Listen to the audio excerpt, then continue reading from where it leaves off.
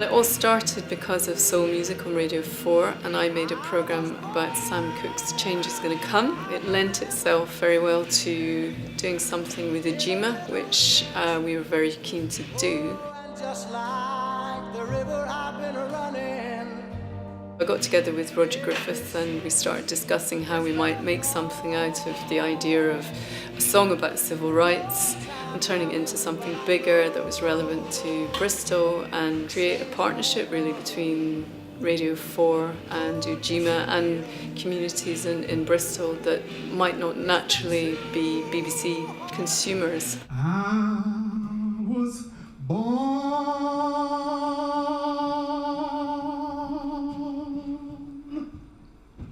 by a river.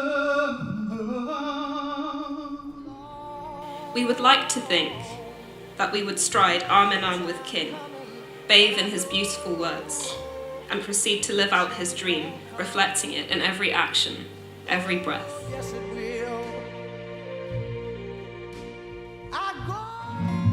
Changing in a way that's new to you.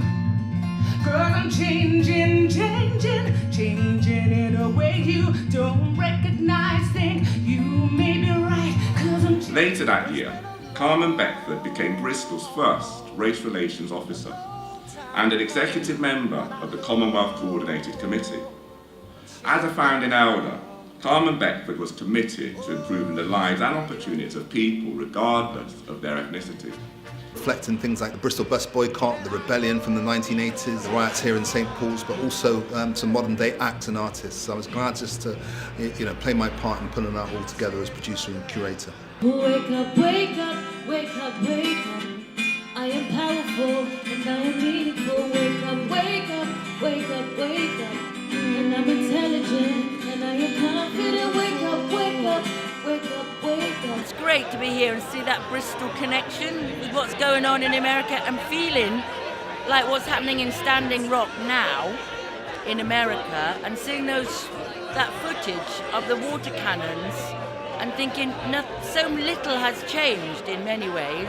This is amazing. It's something new for us as a Somali community, so it's really great event. There's this reporter man, small man, thin man, attitude problem in a shirt and tie.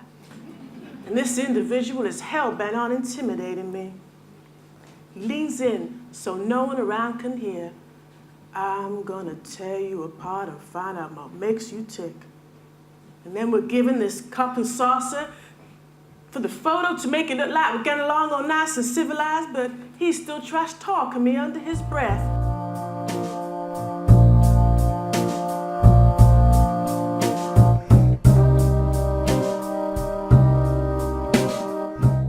Inspired and proud, and I love the films.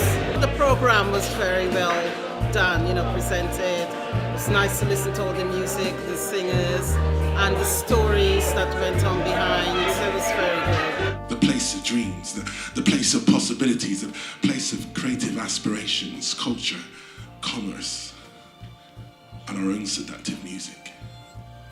Bristol, the city is still haunted by the ancestral ghost that echoes the historical hangover that gets sobered us up to what time hasn't changed. As a black community, we don't really embrace BBC Radio 4 as such. We don't think they make programming for us. We need to have more events like this, not just in October and certainly not just in November. We need to have them January to December. The program itself was very good because there was many things that happened during the 70s, 80s that affected us Brits or black British people, and it had a profound influence on what's happening today, basically. That's very special. We've got to reconnect with our story all the time, from Roy to Paul to Carmen Bedford and all those Bristol stories. But also, I think it's really important to know that we're part of a global thing here. And actually, with the rise of reactionary, nationalist, right-wing politics as well, we can't be small-minded. What we are struggling with is global.